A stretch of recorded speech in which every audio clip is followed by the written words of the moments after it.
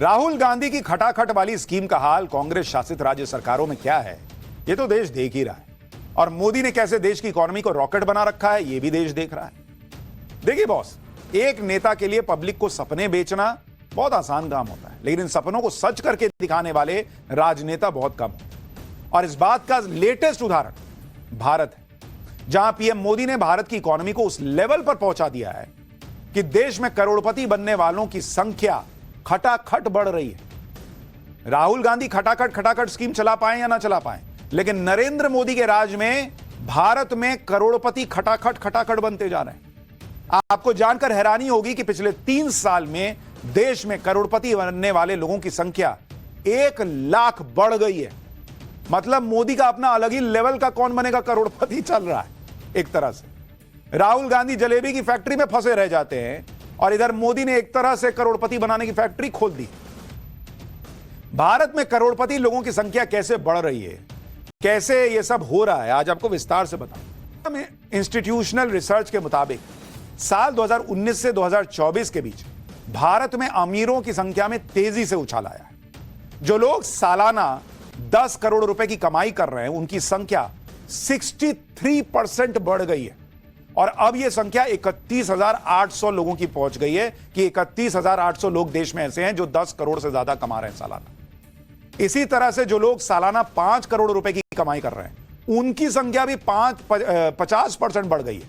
यानी अब 5 करोड़ रुपए कमाने वालों की संख्या 58,200 हो गई। भारत में अमीरों की बढ़ती संख्या इस बात का संकेत है कि देश की विकास दर बहुत मजबूत है।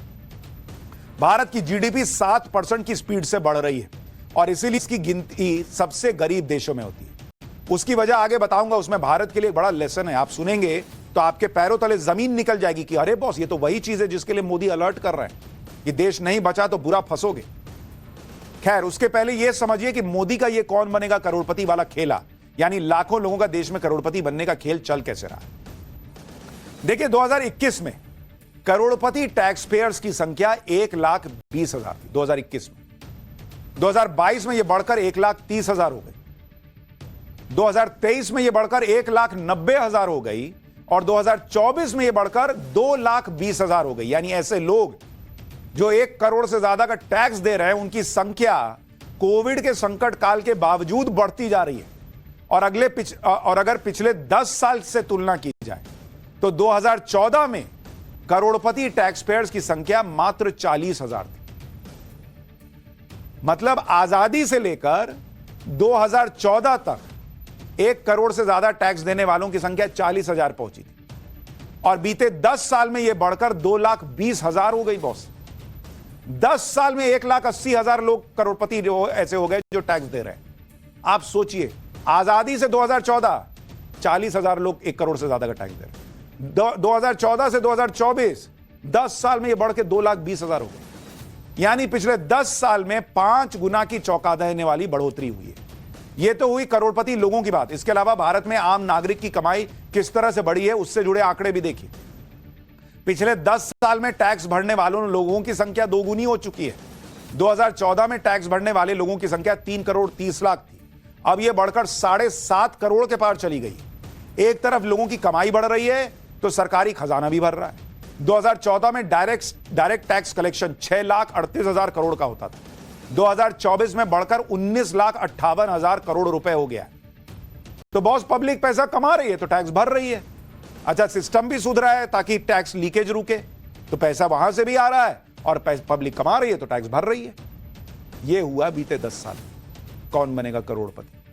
आप में से बहुत से लोगों के मन में यह सवाल आ रहा होगा कि आखिर करोड़पति बनने का तरीका क्या है।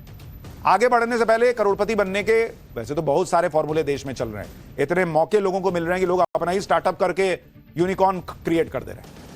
लेकिन आपकी उम्र अगर 40 साल है और आपकी कमाई में से आप 10,000 रुपए भी SIP कर दें, सिस्टमैटिक इन्वेस्टमेंट प्लान में डाल दें, म्यूचुअल फंड में डाल दें, तो बहुत 60 साल की उम्र तक आपका रिटर्न क्या हो जाएगा, आपको यह देखना चाहिए। क्योंकि इंडिया की इकोनॉमी रॉकेट बनी हुई है, शेयर बाजार एकदम आसमान में पहुंचा हुआ है। तो आप अगर सोचिए कि हर महीने अगर आप मात्र 10,000 रुपए भी बचा लेते हैं, मात्र 10,000 रुपए बचाने, और अगर 20 साल के लिए इन्वेस्ट कर रहे हैं कितने साल के लिए? 20 साल के लिए, कि चलो 10,000 रुपया हर महीने जो है मैं जमा कर दूंगा। तो इस पर आपका कुल निवेश कितना बैठेगा?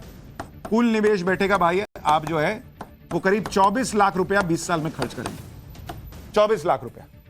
लेकिन जो मार्केट का हाल हो रखा है वो मान के चलिए कि आपको 15% का रिटर्न देगा, 15% का। और जब आप 20 साल बाद इसको उठाएंगे तो 1 करोड़ 55 लाख के करीब इन्वेस्टमेंट मिलेगा, मतलब आपको रिटर्न मिलेगा 1 करोड़ 55 लाख 55 हजार रुपया।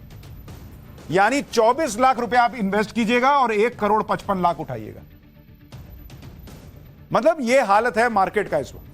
हालांकि इसमें सिस्टमैटिक ढंग से इन्वेस्ट करना है, सोच समझ के करना है, ये सारी चीजें।